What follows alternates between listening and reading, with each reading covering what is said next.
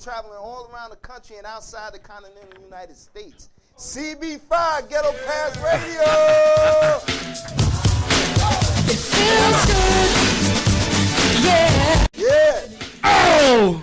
What's up, Five? Hey, what's up, Cat Daddy? Man, you've been having a lot of fun lately, man. Oh, man, I'll tell you something, man. You It's look like, good. Your skin is clear. yeah, you know what this called? No snow. No cold weather. It does wonders on the black skin. I thought you was bringing ugly back, though. Hey, I did. But you got to shine During it the up break, again. You can go use it and come back and tell me what you think of it. I thought it was a chocolate candy bar. Hey, look, it's made with real chocolate. It's like, because we've been in development This with your the soap. That's my soap. That's actually soap made for and designed by myself. Let me see how it smells. Yeah, check this out. Let me just catch the whiff. Yeah. Hey, did y'all recognize the way you whiffed in that bag? Didn't that look familiar? He like, boy, this ain't Humboldt County. Fine. Hey, I hope them illegal boys don't start putting this on top of stuff. You know. Hey.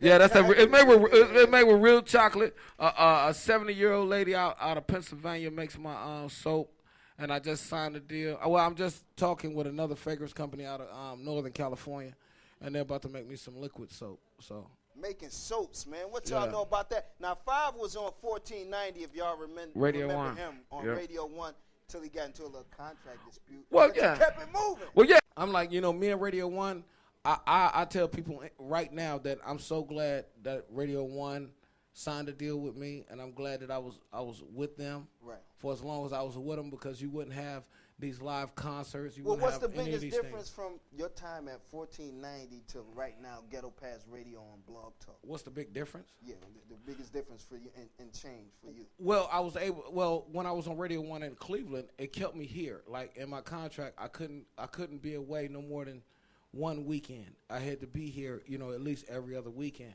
which made it hard for me to do GPR TV, the live concerts, and record with other artists across the country. Right. So it kind of made it difficult for me. So the big thing about not being on Radio 1 now is that I actually get to broadcast my show anywhere in the world. How you love that. How you love that. Now, not only like he just made reference to GPR TV, Ghetto Pass Radio TV. Right. Now, in addition to that, you throw big concerts, E40. Yeah. Too Short. The Game. The Game. Now, how has it been? LEL Brothers.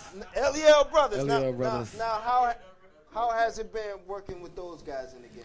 Well, you got to think that when I first started Ghetto Pass Radio, it was all about the independent artists, because I felt that it was other artists who can do better. And since I'm from Cleveland, I said, well, this would be a good place, signed a deal with Radio 1 here. Really was, the hometown boy coming home to try to find some good talent. Right. And I found some good talent working at Radio 1. One of my engineers was Willie Beeman, if y'all know. Yeah, from big shout out to Willie Beeman. Willie Beeman ended up signing with Willie, and Willie's been across the country with me. He produced half of my album. I'm producing his album coming up this year right now. Yeah. We got LEL Brothers who... Now they're on tour right now. They're actually on tour. They're actually overseas right now. We just did the U.S. tour. We just finished that up a few months ago. I just finished up my night in the club tour. Now, I hear you guys are going to Saudi Arabia. Yeah, we're going to Saudi. We're doing a 5-country tour in the Middle East. Going to Saudi Arabia, Dubai, Jordan, Egypt. We were supposed to be in Cairo. So, I hope everything goes well where we can still go. How do you feel being a representative or an ambassador, so to speak, for the United States? Well, you got to think that ever since I've been in this entertainment business, I've been a representative of something.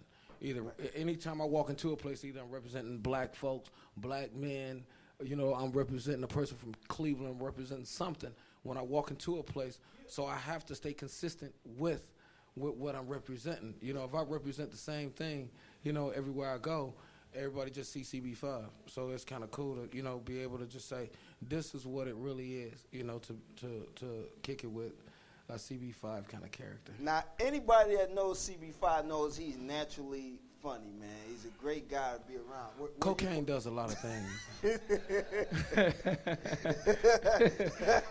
Smoke some crack. Now, with your talent and business savvy and things of that nature, what made you want to get into radio and radio, television, and things of that nature? Well, I would say this here. It's like, and for all the folks who want to look at the entertainment business as one kind of dimension, you got to think that it's always something else that you have to do in this business.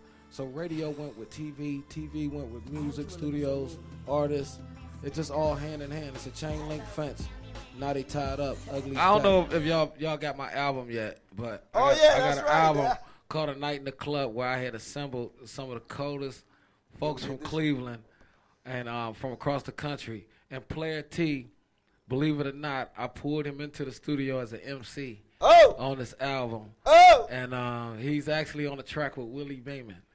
So y'all check it out. Hey, it's one of the hottest joints on there, too. And actually the album is free. I don't charge nobody for my albums because I want y'all to come to the shows. It's doing numbers right now, too. It's doing good. It's doing really good. It's like everybody's doing really well. Do you kind of wish you sold it? Yeah. Cause look, I'm gonna tell you something. I've been in this business a long time. I done seen some really good things happen in this business, and I just think that it's inspiration, to inspire somebody. Right. Because I tell anybody, like, you probably can't slam dunk right now, but if you keep on just reaching, you never know. You probably get to the net. Get to the net. That's cool. Now you got a Caribbean cruise coming out, right? Actually, yeah, we just signed a deal with Caribbean Cruise Line. I just signed it like about a couple weeks ago. I just came from the Bahamas, and we're gonna start giving away Bahama trips on my radio show, and we're gonna give a couple away on the Playa T That's Me That show, and we're gonna start giving away in March. It ain't no strings attached. Only thing you gotta do is pay your taxes, and you off to the Bahamas. And they just hollered at me a week ago and said that instead of people coming when I tell them to come, they're going to make it where y'all can go on y'all time, where it was convenient for the people to go. Now, what's your overall message at Ghetto Pass Radio? You go live on there and you do what you do. What's your overall message? My overall message is that it's always an avenue. It's always an avenue. It's like there has never, ever been a useless connect I ever had. I've never had a useless meeting. I've never spoke to someone for more than 30 seconds and it was useless. It never happened. It's you can learn something. I learn something every time. I listen or I say something. Now, do you come up with all of the topics of conversation for the show? No. Candy, do you have some time? No. Well, Mac Mama, now I'm gonna tell you something. This is the truth. The subjects on my show, they come from for real sitting with my friends, and Playa T called me and said, "Man, I got this situation." So I'll change the names. I won't say who it is that told me the situation, but I'm quite sure when T listens to the show, he's like, "Oh man, he ever put me out there, man." So I get it really from really life. It's like because I've been in bad relationships. I've been in good relationships. What's the one segment? What you do? The Midnight Creek Rules. Now you gonna get somebody in trouble. Yeah. See, this is the thing. This is what I'm trying to prevent. You gonna get somebody in trouble. I'm trying to prevent you from getting in trouble. If you know the rules of creeping, you ain't gonna get messed up. Because we got dudes who don't know how to creep. We got females who don't care. Who don't care. Right. So I gotta give them rules of the creeping. Like, don't sit up here and try to make a 2-day appointment for a midnight creep. Right. There ain't no such thing. Right. There ain't no spending the night on a midnight creep. There ain't no taking no shower on a midnight creep. There ain't no parking in the driveway on the midnight creep. If you see me in the mall and it ain't no bed around pre-appointed, don't say nothing to me. These are midnight creep rules, So I try to give people rules on my show, and I'm trying to help them. It's like because one thing that we know ever since the whole beginning of stuff, cheating is here. We ain't about to get rid of cheating. We ain't about to get rid of creeping around, but at least we're going to put some cushion on them feet that's creeping around. Man. Now, clothing line. Soaps. Well, yeah, if y'all want to see the clothing, this is the brand new. This is what we wore for the Epidemic Tour. Okay. LEL Brothers. We had like about 4 different outfits that was on. Oh, look, and I love the back. Nervism, it kills me with his That's hot. That's how y'all. That's hot. I like that. Nervism been making my clothes for a couple years, and big shout out to Nervism. Nervism been making my clothes. For a couple come years. Holler at me, man. Yeah, Nerv, you need to holler at me. You owe me a shirt, bro.